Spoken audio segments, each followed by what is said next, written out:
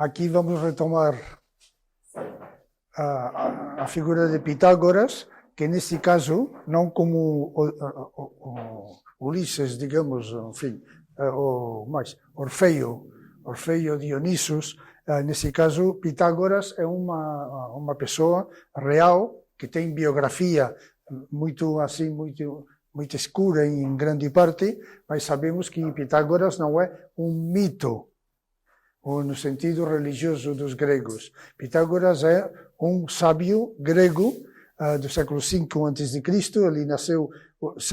ele nasceu 570 a.C. e morreu 490 a.C., isto é, Platão nasceu 50 anos depois da sua morte.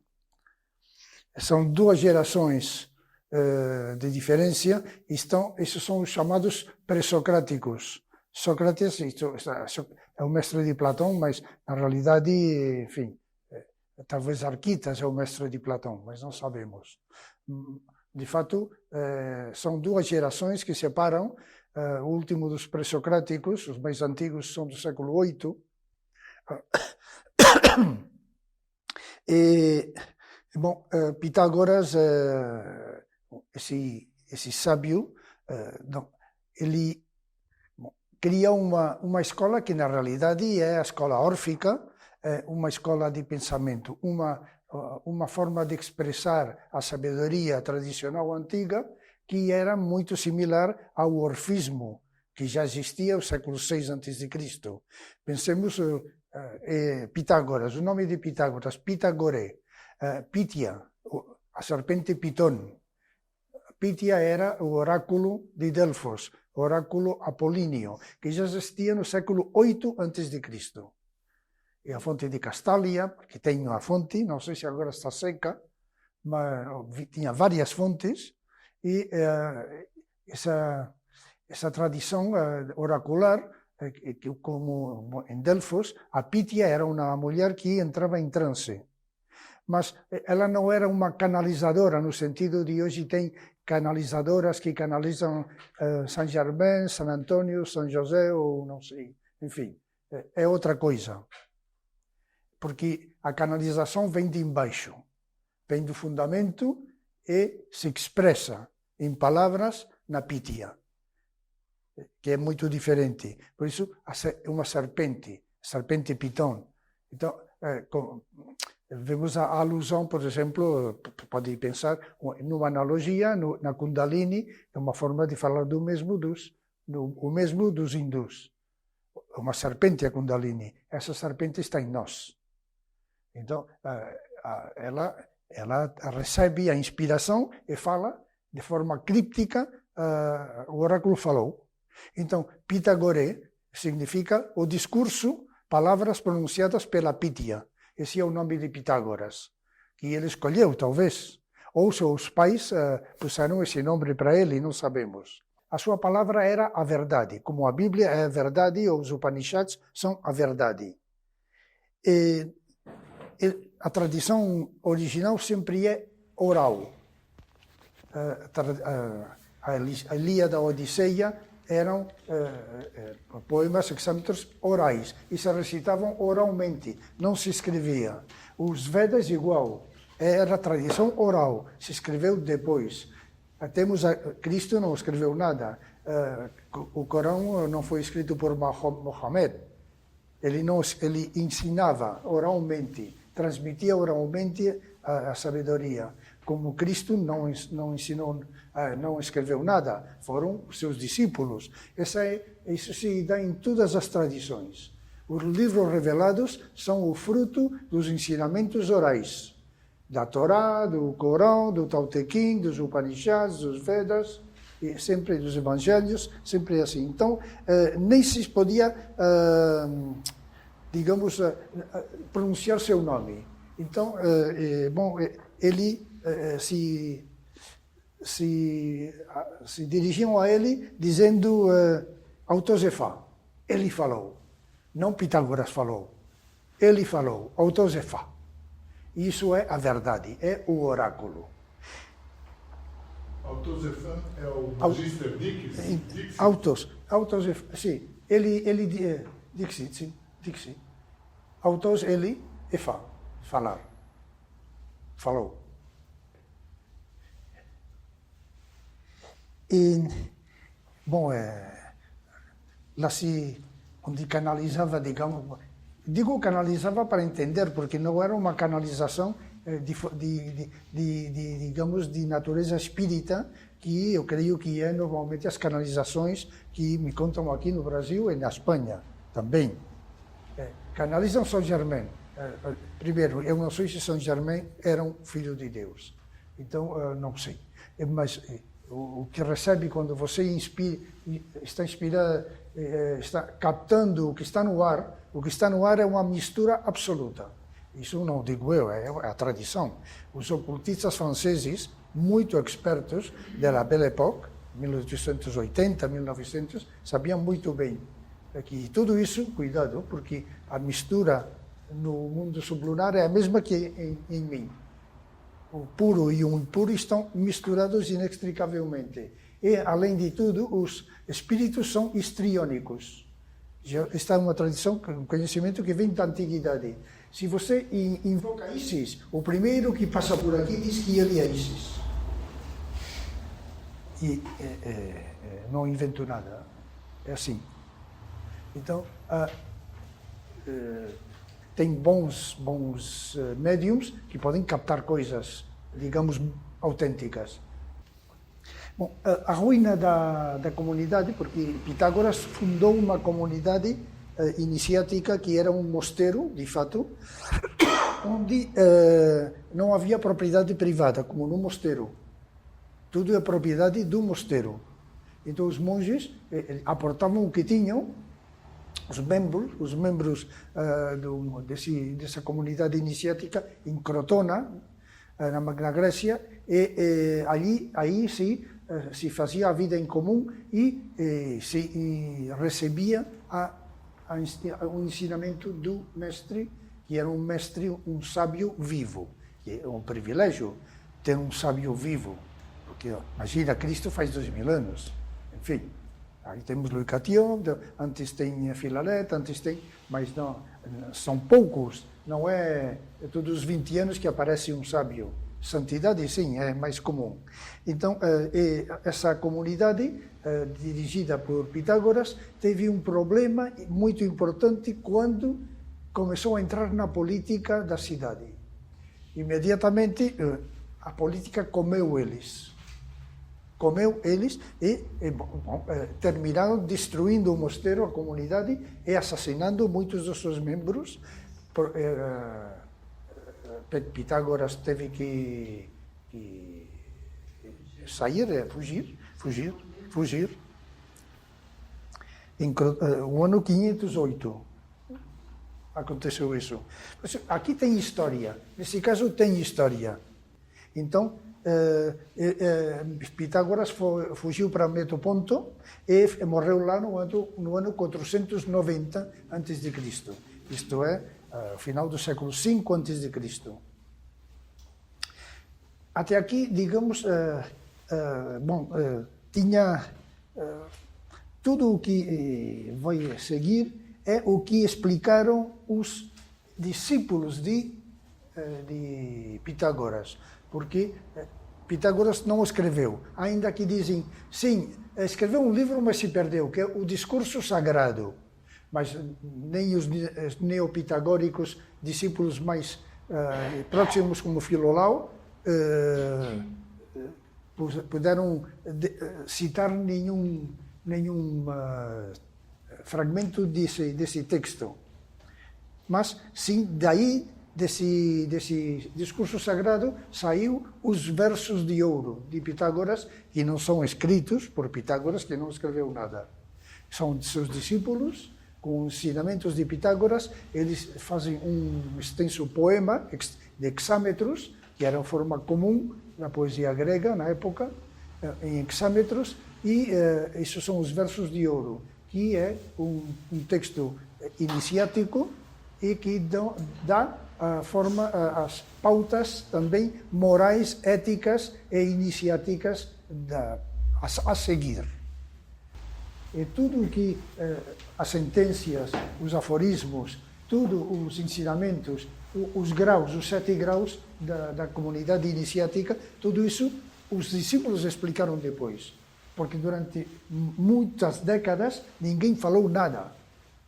Quedaram dispersos e algum como Filolau, que bom, muito perto cronologicamente a ele fundou também uma escola iniciática, um mosteiro, deveria ser também, mas a partir dele que começa a ser divulgado o ensinamento e as doutrinas pitagóricas. Por isso, uma coisa é Pitágoras e outra o pitagorismo. E são, na realidade, os neopitagóricos. E os neopitagóricos chegam até hoje. Até hoje. A maçonaria, que proíbe falar de política, a maçonaria tradicional, proíbe falar de política e de religião. Para quê? Para não terminar como a comunidade de Crotona, desde já a antiguidade. O grande problema dessas organizações é que querem arrumar o mundo, sem ter se arrumado a si mesmos. Que todos os messianismos secularizados, anarquismo, socialismo, comunismo, são messianismos sem Deus que querem construir um paraíso aqui, quando eles mesmos estão na sujeira, como todos nós. Então, se você não se purifica antes, como pode criar uma realidade pura? Mas, esse desejo interior de retornar à pureza paradisíaca e, como você não acredita que tem um Deus em você, então vamos construir fora o paraíso. E quanto mais paraíso querem construir, mais terrível é o inferno. Historicamente demonstrado, claro. Então, retornando a esses princípios que divulgam os neopitagóricos, por exemplo, as matemáticas, digamos, no sentido iniciático, espiritual, hermético das matemáticas. Os números são princípios que têm um princípio qualitativo e não quantitativo somente. Por isso, o 1 é a mônada e a mônada é Deus. O 2 é a polaridade e é este mundo, branco, preto, sim, não, polaridade, opostos ou complementares, mas é este mundo. E assim, todos os números têm uma qualidade, digamos, a linguagem matemática se corresponde à linguagem metafísica. E com números se pode explicar tudo, é o que dizem os pitagóricos. E os números existem por natureza e não por convenção, como logo dirá Platão. As palavras significam por natureza e não por convenção. Não, vamos chamar de batata ou de, não importa, de pé esquerdo, a mesma coisa. Não? Arbitrário, como diz a linguística moderna, com Saussure e os outros. E o signo arbitrário, claro. Então, nossas línguas não significam nada, na realidade. Os primeiros que começam a destruir a língua. O TikTok não é essa destruição da gramática e tudo de internet, isso é uma consequência de Saussure e companhia. Como tudo é arbitrário, olha, a gramática é de direitas, eu ouvi falar isso. A ortografia é de direitas, é conservadora, é reaccionária, é fascista. Mas isso é assim. Então, a tradição diz tudo o contrário, claro. As palavras significam por natureza. Platão, ele faz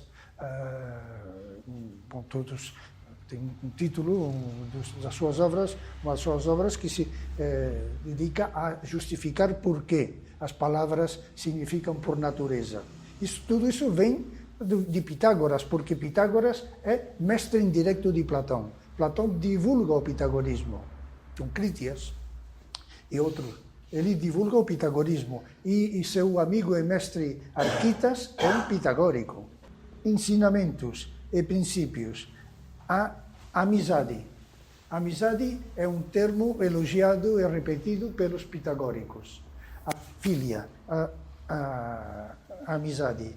O amigo é o filos.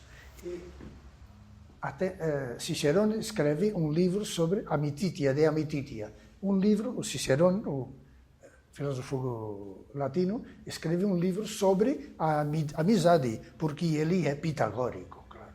E Pitágoras diz que a amizade gera a virtude e gera o amor à humanidade. Então devemos cultivar a amizade, que é o contrário do ódio, enfim. Ele diz filotés e sotés. O outro é outro eu, é outro eu. O amigo, o outro amigo, o amigo é outro eu. Isto é, ele e você somos um. Ele e eu somos um. A amizade, sim, que gera o amor à humanidade é a virtude, arete, em grego, a virtude, que é um conceito espiritual e não só ético.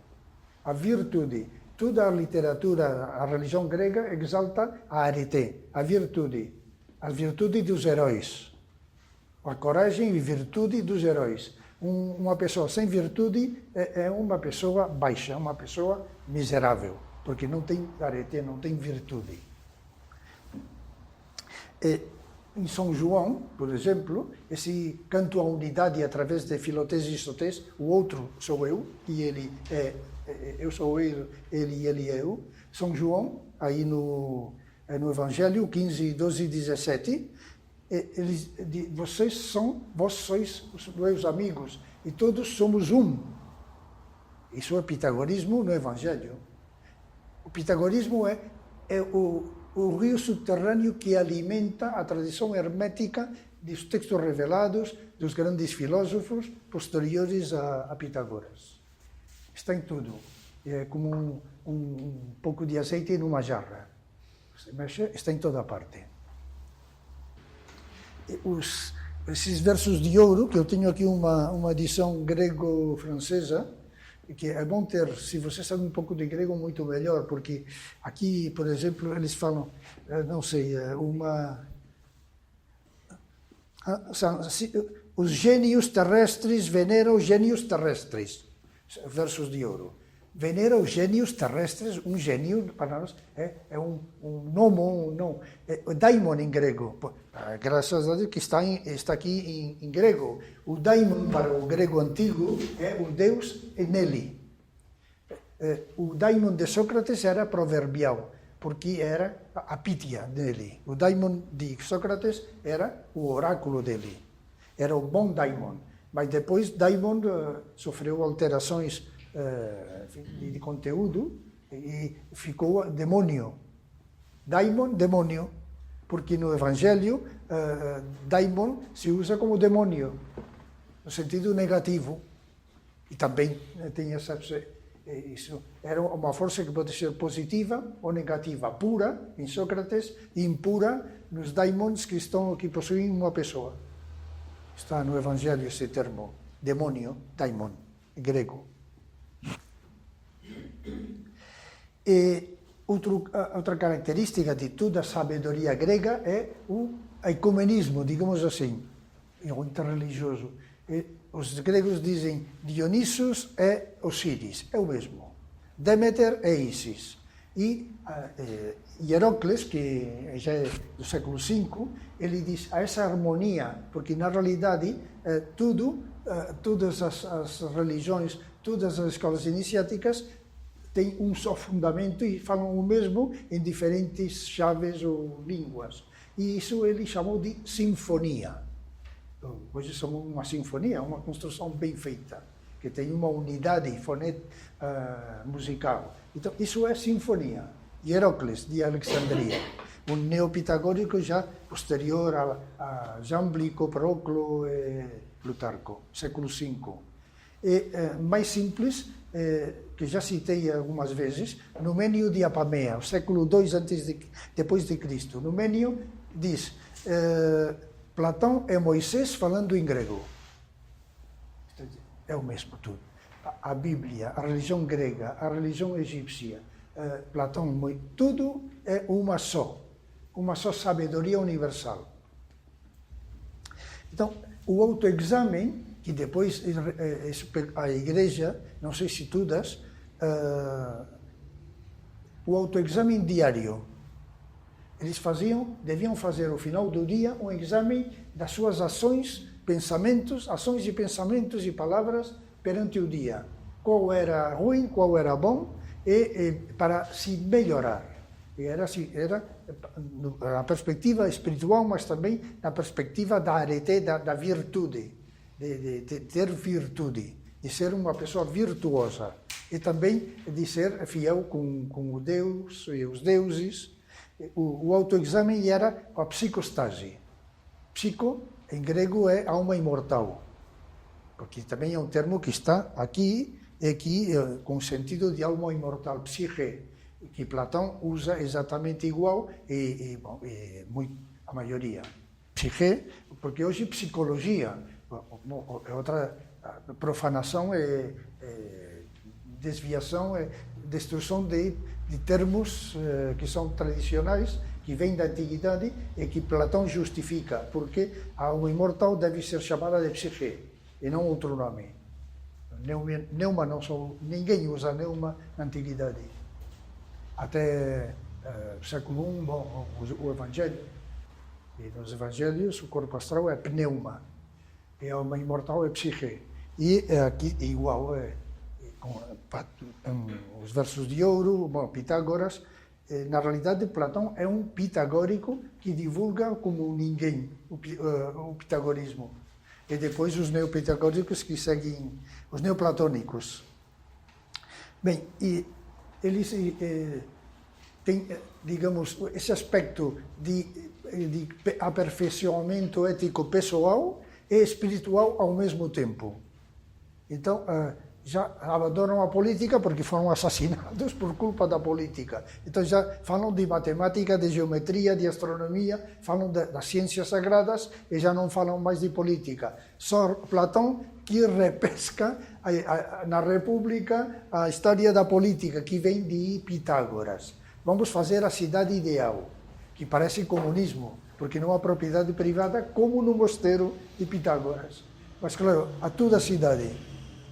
Enfim, mas essa cidade deve ser governada pelos sábios, não pelos políticos.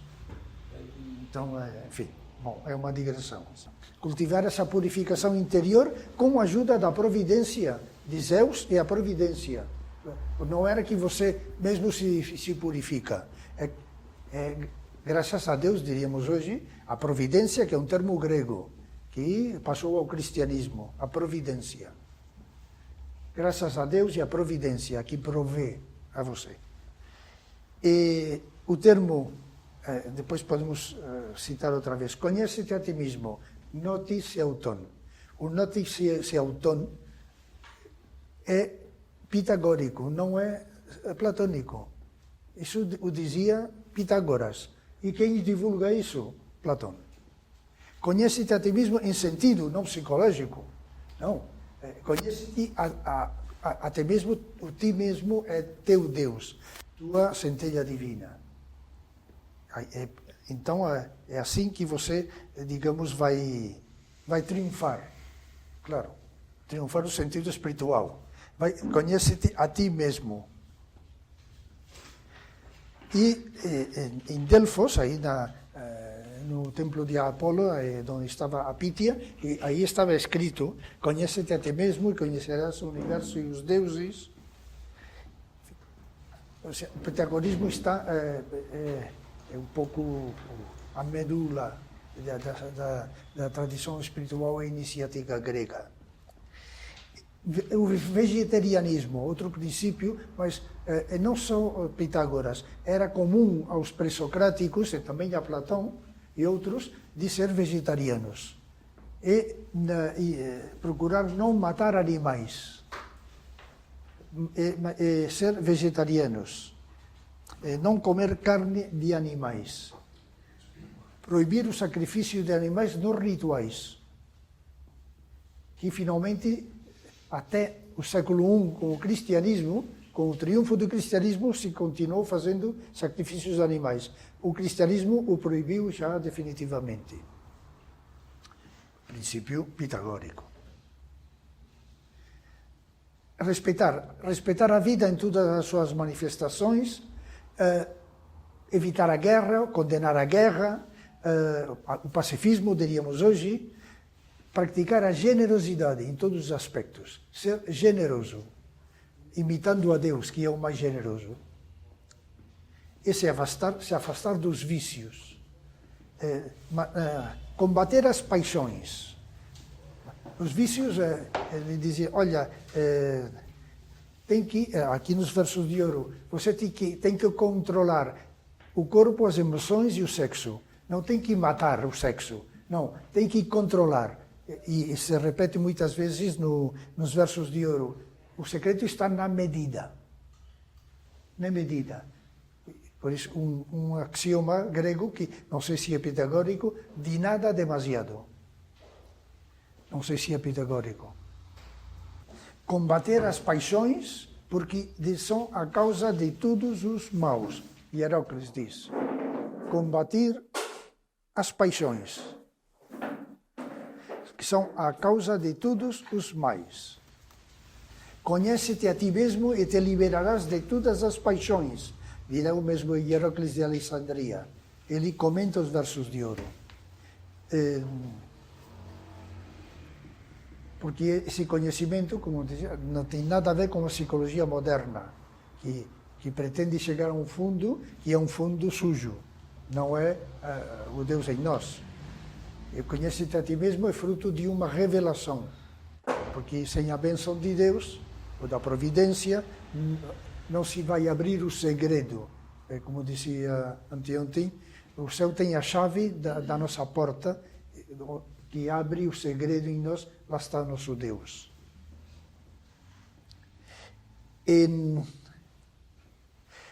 Dizia Pitágoras, melhor que curar é ensinar a curar.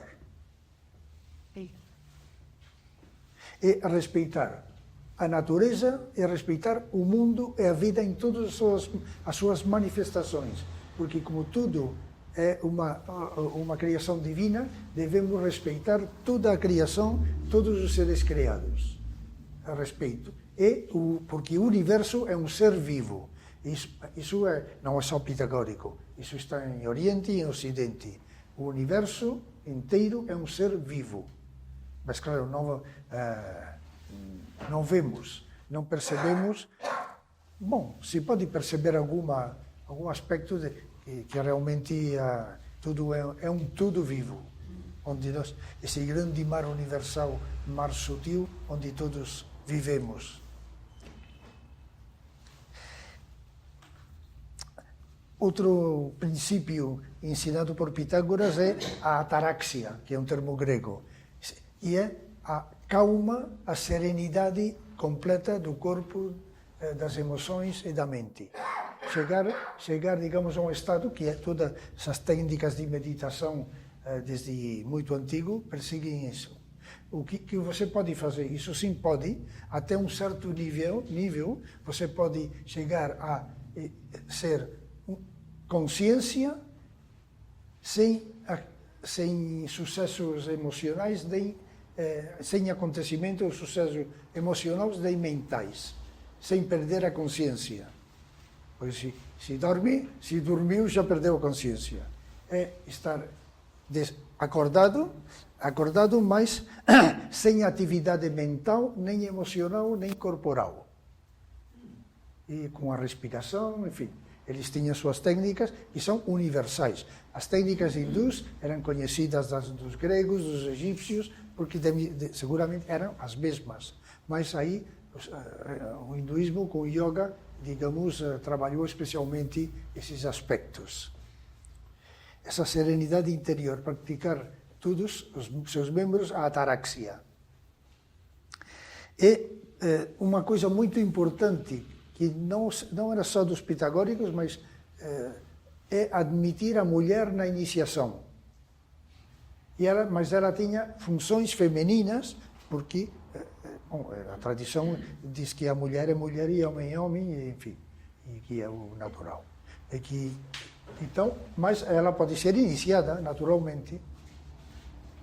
E tenho as ordens iniciáticas hoje, tem de duas vertentes. A maçonaria tradicional, que é só masculina, e depois a maçonaria tradicional, que é só feminina, e depois ordens iniciáticas, claro, de cavalaria, que são masculinas, mas muitas outras, e tem outras secretas, discretas, onde se admite a mulher e o homem. Mas a mulher tem uma função e o homem outro. Por quê? Porque a mulher pode ser abençoada igual que o homem, como fala o cristianismo depois abertamente. Por isso também os latinos criaram, romanos, as vestales, uma ordem iniciática feminina, que era um mosteiro feminino, digamos, um pré-mosteiro. Santo Antônio se inspira nas vestales para criar os mosteiros femininos. E isso já existia na Grécia. As vestais. E as bacantes dos cultos báquicos gregos eram mulheres que entravam em transe. Tem essa função, porque a mulher tem um espírito muito mais permeável. É muito mais fácil para a mulher captar o mundo sutil e para o homem. E por isso a Pítia era sempre uma mulher.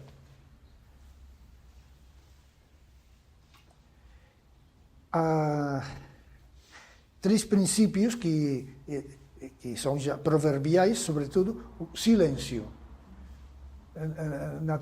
Na iniciação, nos graus, digamos, na escola iniciática, primeiro, silêncio, secreto e obediência. Os acusmáticos, os candidatos, os postulantes, dizia, ficavam anos esperando ser iniciados. E, evidentemente, nem veiam nada, eram observados. Depois entravam no primeiro grau exotérico, estavam fora, os acusmáticos. De acuo é escutar. E aí vem a acústica. Bom, nossas línguas estão cheias de helenismos. Então, os acusmáticos, eles só não podiam falar. Durante anos, perante anos, sem falar, só escutando o mestre. Autosefá. Ele falou, e tinha uma cortina, e só ouvia a voz dele. Eles não podiam ver Pitágoras, porque se tinha que acostumar primeiro a ouvir. Como faz hoje a maçonaria tradicional, perante um ano, o aprendiz não pode falar, porque ele tem que aprender primeiro a escutar. Aforismo pitagórico. Quem não aprendeu a escutar, não sabe falar. Isso era um aforismo pitagórico.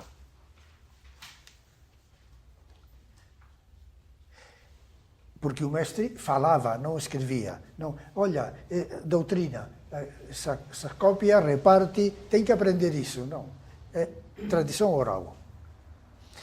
Os graus, tinha 7 graus. Os acusmáticos, que ainda exteriores, exotéricos, e depois os mais esotéricos, digamos, sebasticos, tinha funções religiosas, teoréticos, sebasticos é venerar, em grego.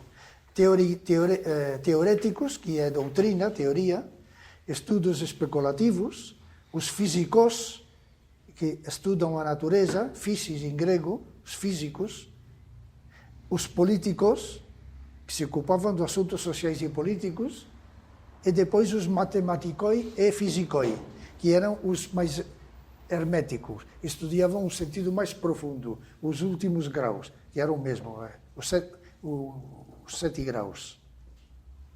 E estudavam a natureza humana, o Deus que está em nós, enfim, como fala aqui também, a alma, a psique é imortal, o cosmos é um ser vivo, e muitas outras coisas que se perderam, talvez. Mas uma que divulgou Platão, soma, sema, que vem de Pitágoras. Soma, o corpo, sema, tumba. Isto é, o corpo é a tumba da psique, o corpo é a tumba da alma. Esse é o modelo do aforismo e do enigma grego. Enigma é um termo grego, enigmatoi, o enigma. Não fala tudo, fala uma parte. Fala uma parte só. Só uma sema. E você tem que compreender. E se não compreende, busca alguém que te ensine. E não comer favas. Isto também foi proverbial. Quase ninguém sabe. Por que não comer favas? Favas é português? Sim. As favas, sabe? Sim. Bom, é uma alusão ao sexo.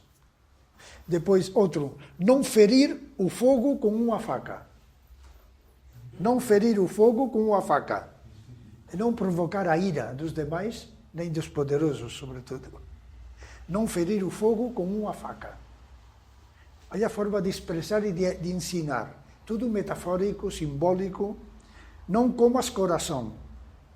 Não devemos nos consumir em paixões e tristezas. Não leve a imagem de Deus num dedo, porque é idolatria. Não entendi.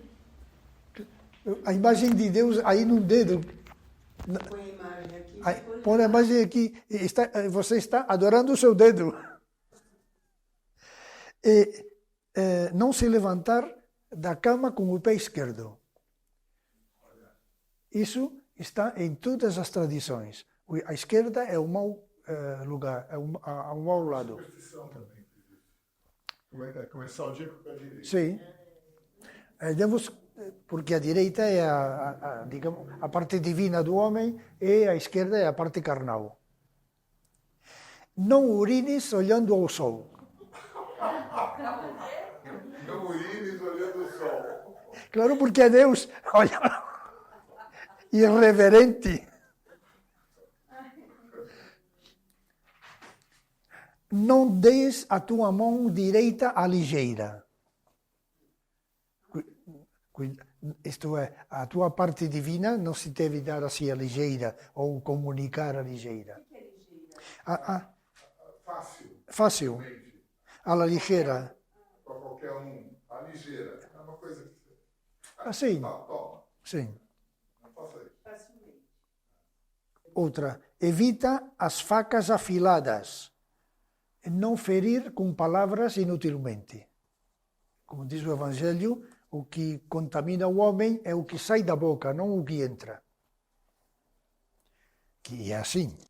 Porque o pecado sai pela palavra, sai pela boca, porque sai o que está dentro. Você fala o que tem o Espírito. E assim, pode comprovar, observando um pouco todo mundo, conhecidos, desconhecidos, do que fala a gente, do que ocupa seu espírito, sua mente, seu psicoemocional, é isso que tem dentro, isso é o que sai. E quando sai, já não pode entrar nos evangelhos, já saiu, já pecou. Não, olha, já pecou. Então é como o exame. Errou o exame. Aí, sim, não, não. Era assim. E assim, tem muitos outros, que eu peguei só alguns, tem bastantes mais que conservaram, Hierócles, Filolau, Arquitas, todos esses neopitagóricos conservaram essas sentenças. Uma parte, seguro. Era muito mais rico. E os mais esotéricos, os mais herméticos, não foram divulgados, seguro. Como Platão não divulgou o mais hermético, não se divulgava. Mas, bom, temos bastante material. Todos os antigos,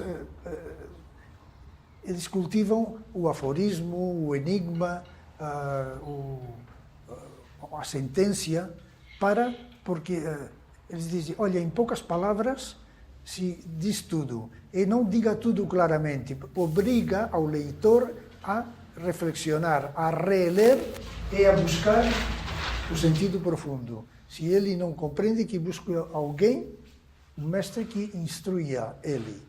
E esse é o princípio de todos os pré-socráticos. Heráclito, o escuro. O sol é do tamanho do pé. O sol é do tamanho do pé. Já está. Claro, porque o sol é Deus e você tem um sol no pé. Mas, claro, ele não explica, só diz o aforismo.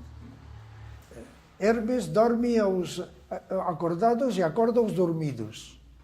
Quem é acordado e quem dormido? Estuda. Chegou do cego, né? E quem?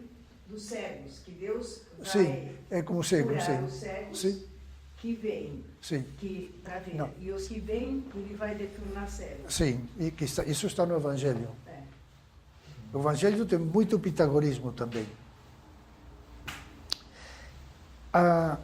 E um princípio geométrico da geometria que é a tetrádquis.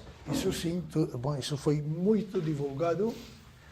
A tetrádquis que é a quatridade. Jogo tetra é 4 em grego. A quatridade.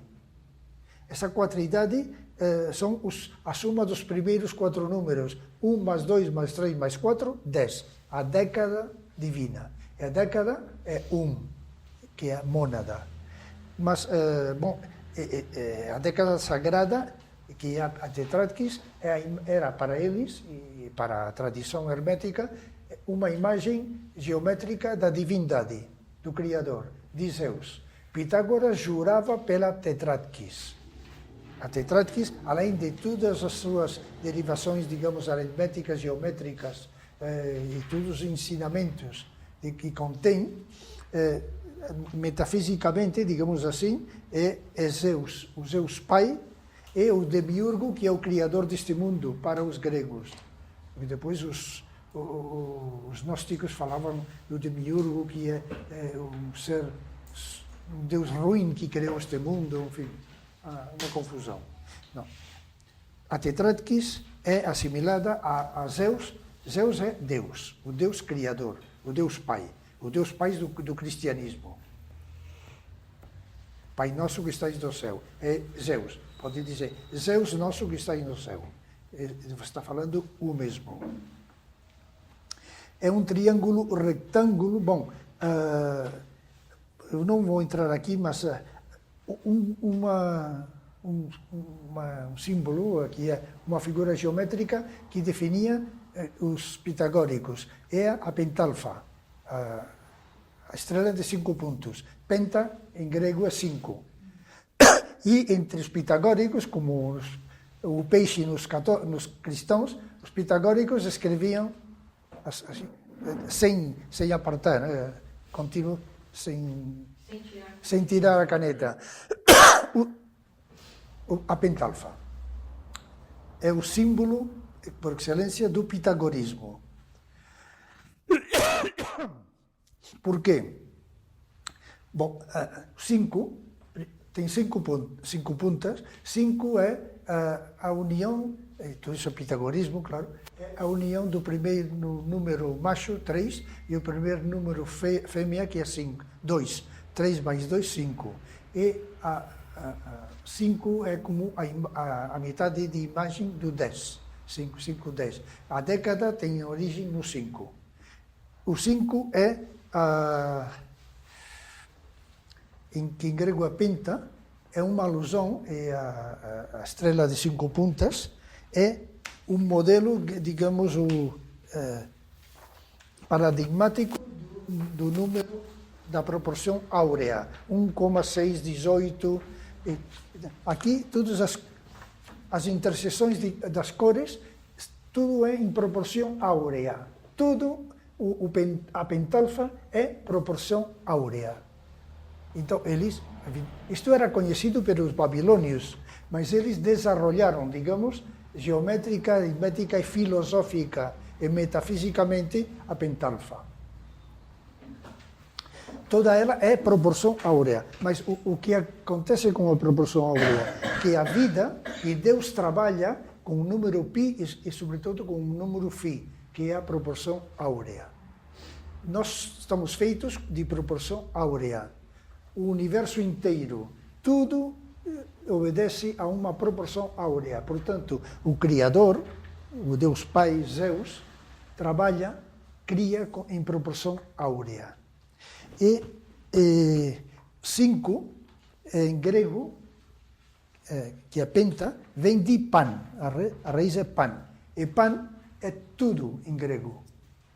Por isso, o Deus Pan é o Deus Criador também. E Cristo era chamado de Pan pelos gregos, que não, assim que de repente começam a falar do Cristo, Filho de Deus, é Pan. Cristo é Pan. Então, a mensagem reencontrada, que explica tudo, sem exagerar, explica tudo. Vou ver o quarto. Espera que eu tenho aqui. Os gregos, os egípcios, no lugar de contar, verbo contar, eu conto 1, 2, 3, diziam quintar. 5 em 5. Os egípcios, quintar. E a mensagem reencontrada diz, no 31, 45 linha, é o quinto que está antes do primeiro, é aquele que se move, e o que move invisível e visivelmente. O quinto, o quinto, é livro 31, versículo 45 linha. Por quê? Porque aquele que move tudo, esse tudo é o Deus do céu.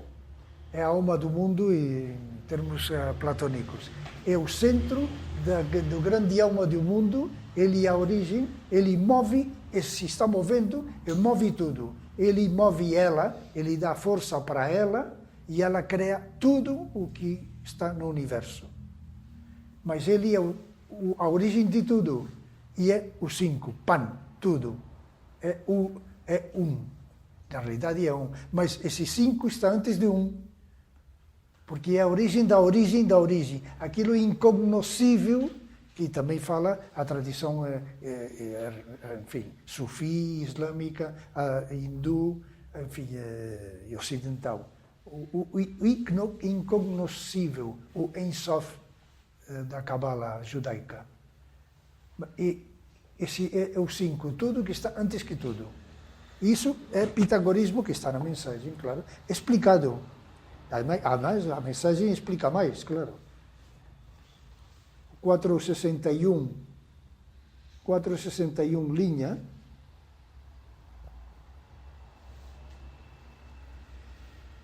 De um total, que são 5, por um segredo, que são 4, é feito um vivente, que são 3. Macho e fêmea, em 2, que gera o um vencedor, que é o ponto do círculo. Mais breve e mais claro, isso é tradição grega pitagórica. Diminuir o discurso é ir direto a tocar a sua raiz. Aí está o segredo. Bom, tudo que eu explico, enfim, é graças também à instrução da mensagem reencontrada e de Manuel dos Vor, no Hilo de Penélope, e os cursos de hebraico que nos dava, enfim, porque eu não invento nada, primeiro. Se invento alguma coisa, digo, isso eu creio que, eu acho que, faço o meu achismo e já está. Mas, então, uma propriedade fantástica, sabe, esse Leonardo da Vinci fez a sua variação, porque Leonardo, renascentista, tinha que ser diferente, criador singular. Então ele juntou os pés desta pentalfa. Mas Vitruvio, século I a.C., na sua obra de arquitetura, ele põe um homem com as pernas abertas aqui, superpõe um homem, e é o homem universal, é o Messias, porque é tudo, porque é penta, é pan. E Agripa, que é um verdadeiro também adepto, sábio, não pega bom, Agripa é quase coetâneo de Leonardo, mas ele pega Vitruvio. E ele, na Filosofia Oculta, livro absolutamente recomendável, está essa figura com um homem. Uma propriedade da estrela de 5 pontas é que você pode fazer pentágonos exteriores para cada lado, vai fazendo um pentágono. E o pentágono, dentro, você inscreve uma pentalfa. E dentro da pentalfa gera outro pentágono. E esse pentágono você desenha uma pentalfa. E dentro de cada dessa pentalfa tem, e assim infinitamente, para dentro e para fora. Infinitamente. Por isso é o paradigma do número áureo, que é, e o segredo está no pentágono. Penta 5. Bom, a música, ele inventou a série harmônica e descobriu como, numa corda, fazer as divisões para criar uma harmonia musical. E toda a música moderna, até os modernos, digamos, os contemporâneos, e quebraram a harmonia, porque como tem que ser diferente, então quebram a harmonia e assim você põe a música concreta perante a água e a água fica esquisita. Você põe aí gregoriano e a água fica bem, porque a música você não pode evitar. Uma pintura você não gosta e se afasta, mas você se não... A música entra direta no espírito, direta. Bem, já rápido, tudo o que sabemos e que estava explicando vem dos discípulos de Pitágoras, o mais antigo, Filolau. Filolau, que nasce em Crotona, o 470, e morre o 380, isto é, pouco depois de morrer ele nasce, não, naquela época já, é quase contemporâneo Filolau. Ele cria a sua escola iniciática, ele foi matemático, astrônomo, teórico da música, seguiu diretamente o ensinamento de Pitágoras. E Arquitas é do século posterior, não muito, 40 anos, 430 a.C., 360, tudo isso pode encontrar em grande parte na Wikipédia. Era amigo de Platão, Arquitas, e da escola iniciática de Filolau. Era aluno da escola iniciática de Filolau e foi amigo de Platão e talvez quem ensinou Platão o pitagorismo. Esse Arquitas era músico, matemático, geômetra, trabalhou a quadratura do círculo e criou um avião em forma de pássaro que tinha um vapor comprimido e fez voar 300 metros o pássaro. Século IV a.C. É uma coisa... Isso está nas crônicas. Então, além de Platão, no Timeu, no Critias, na República, no Fedon, ele nunca cita Filolau. Arquitas, sim, ele nunca cita Filolau, mas tudo vem de Filolau. Depois, Diodoro de Sicília, no século I a.C., mas, claro, Diodoro de Sicília, ele fala de Pitágoras, Platão, todos foram ao Egito. Historicamente, alguns iam ao Egito a ser iniciados, mas era uma iniciação parcial, parece ser. Mas, bom, essa é outra história. Mas, Pitágoras, inclusive, né? Sim, Ficou 20 anos. sim, dizem que ficou muitos anos Pitágoras. Não há, digamos, essa parte da biografia sua não sabemos. Mas Pitágoras viveu 80 anos. Então, 80 anos dão para bastante, porque na época se começava tudo muito jovem. Depois, Diógenes Laércio e os neoplatônicos, Porfírio, Jâmblico, Plutarco, eles escrevem Vidas de Pitágoras, onde divulgam a doutrina que vem de Arquitas, de Filolau, basicamente de Arquitas, de Filolau e de Arquitas. Quando Platão diz que faz escrever na sua academia que não entre quem não saiba geometria, isso é pitagorismo. Geometria e aritmética era o mesmo. Quem não entre na academia se não sabe geometria. Porque dizia, Deus sempre geometriza, porque tudo é números. É pitagorismo. Os poliedros regulares, que é bem esquisito porque é uma tradição, tem os poliedros regulares platônicos, são pitagóricos. Ele pegou também do pitagorismo. Mas também eram conhecidos na Mesopotâmia, no Oriente, e encontraram figuras destes poliedros na Escócia ou na Irlanda, não lembro, mas também faz século II antes ou depois de Cristo, muito antigo.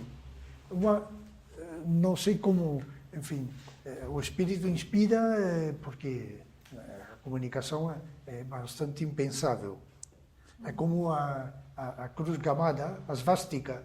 A svástica, os nazis invertiram o sentido. A svástica tradicional está no Tíbet, está na Índia, está no Pirineu, na parte catalana do Pirineu. Tem petroglifos que são svásticas do século I, talvez, ou antes do século I. Os índios Sioux ou Cheyennes, aí nas praderas americanas, têm a svástica também. Então, olha, se copiam. Claro, todos os antropólogos é que se copiam. Então, quem é o autor? O autor primeiro, que na Índia, do Tíbet, passou os Cheyennes, passando pelo Pirineu, pela Escócia. Olha, o espírito inspira o único mistério sempre. O triângulo é fogo, o octaedro é ar, o hexaedro, que é de 20 caras, é água, que são triângulos regulares, o cubo são seis quadrados, e o dodecaedro são 12 caras de pentágonos. E o dodecaedro é o éter é Deus, é a alma do mundo.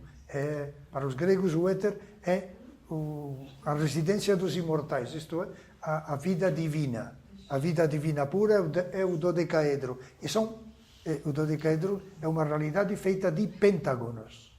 Como que é um Dodecaedro, 12 lados, dodeca são 12, são 12 caras de pentágonos regulares. Então, que o universo puro, digamos, tem a proporção áurea, que é o pentágono. A pentalfa dentro e fora, infinitamente, para dentro e para fora. E, enfim, bom, já é muito, de nada demasiado. Então, só uma coisa, se for para falar muito precisa, mas e o famoso teorema? assim, o teorema de Pitágoras também existia. Já, eles desenvolveram as aplicações e também os aspectos iniciáticos do teorema de Pitágoras.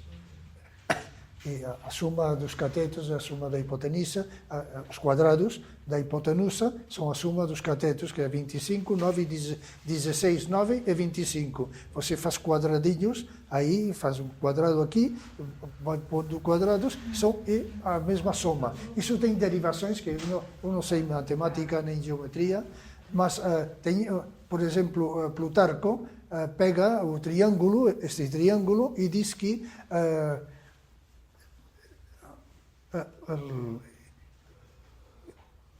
Osíris é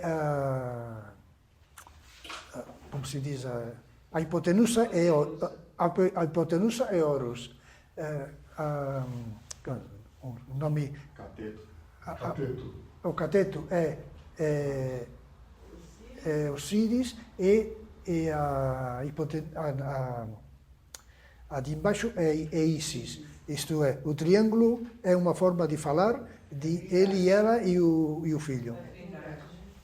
Expressar a ciência divina, digamos, e a criação mediante números, mediante fórmulas matemáticas, aritméticas, geometria, progressões geométricas, progressões aritméticas. Os alquimistas, como na China também, a alquimia china, é tão críptico o texto, está tão oculto o mistério, mas é a forma de transmitir por escrito, porque vai morrer o alquimista, o sábio vai morrer, e vai deixar a um discípulo o mistério da regeneração e das operações exteriores do que faziam os alquimistas. De como? De forma críptica. Que se você... Estão falando todo o tempo de uma matéria e nunca está descrita, nem formalmente, nem literalmente, nem até conceitualmente. Só aquele que recebe o dom de Deus compreende o sentido profundo. Então, para todos nós são exortações a pedir o dom de Deus para conhecer o que o alquimista chama a primeira matéria, que está no ar e está em nós. A mensagem então traz a mesma coisa. Sim, a mensagem fala eu mesmo, porque parece claro, mas não, parece claro, parece, mas os textos alquímicos, digamos, instruem também aquele que não recebeu o dom de Deus, e como falam ao seu Deus, chega de alguma forma, mas claro, a razão não pode assimilar isso. Eu sempre foi assim. Olha, e quando uma descrição, já no século VII, no livro da física sagrada, não, é um livro da época da Alexandria, o século VII, que faz uma definição do universo que é Deus, e que diz o universo, isto é, Deus, é uma esfera que tem o centro em toda a parte e a circunferência em nenhuma. Isso não é Platão?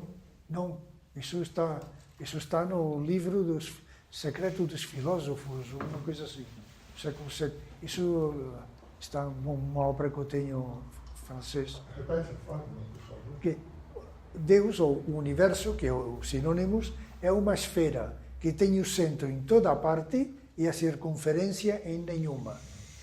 Não tem limite, mas o centro está em toda a parte. Então, em nós, né? Em nós. Sim. Olha, que de fato, talvez cada corpo de luz é um centro desse universo. É um centro. Está em centro em toda a parte e a circunferência em nenhuma, porque o conceito de limite, não, aquele que não tem limite nem tem nada. Mas é uma definição tradicional. Não, o que fala Platão, aludindo a esse mundo puro, porque diz, de repente está falando de não sei o quê. Olha, mas qual é a coisa que sempre acontece, mas nunca é, e a coisa que sempre é, mas nunca acontece? Isso é aforismo grego. Isso é enigma grego. Né? São como os koans. Como os koans, sim. Sim. E aí tem um sentido claro. Aquele que sempre é, não acontece. Ele é. E tudo o que é aqui, na realidade, não é assim. Tudo o que acontece não é. Tudo é Maya. Tudo o que acontece neste mundo não é. E tudo o que é não acontece. Muito bom. Isso Platão fala assim. Enfim, a tradição grega é muito rica, interminável. Mas vale a pena estudar um pouco. E bem, as nossas, sobretudo na ciência, na medicina, está cheio de helenismos, cheio. O povo heleno vem de als, e als em grego é sal. É o povo que tem o sal da vida, o povo salgado. Os helenos. E a bela Helena é a sal da vida, claro. A bela Helena que está fechada aí em Troia, em Menelau e tudo, a guerra, os aqueus e troianos, tudo para conseguir o sal da vida que é ela, é Helena. Que é o sal, enxofre, mercúrio Sim, claro. E o Evangelho fala, vós sois o sal da vida. Assim. Mas é incrível, né? Quando você pensa que por menos de 100 anos eles tiveram que teve todos esses gênios, esses sábios, depois acabou tudo, né? Guerra, Peloponeso e tudo mais, e até hoje nós estamos aí, Sim, tentando entender. sim. O problema é que a religião grega desapareceu, destruída pelo cristianismo, e então não se pode defender, então o mundo acadêmico se apropriou dos textos e os profanou, e os vulgarizou, não divulgou, os vulgarizou, os desacralizou, como o mundo inteiro, todos desacralizados. Por que não podem fazer isso com a Torá? Porque está o povo judeu, porque está o cristianismo, e os cristianismos e o judaísmo, senão eles convertem a Torá em literatura, igual que a Ilíada, ou a Odisseia.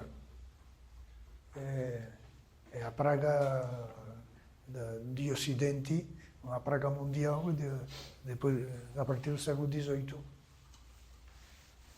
Bom, bom, não, obrigado a vocês.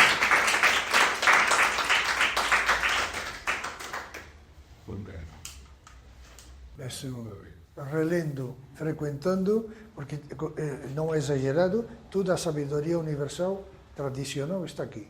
Está tudo. Eu vou, todas as palestras vou citando algum, porque sempre está falando de algo que está também na mensagem. Seja o tema qual seja, está tudo aqui.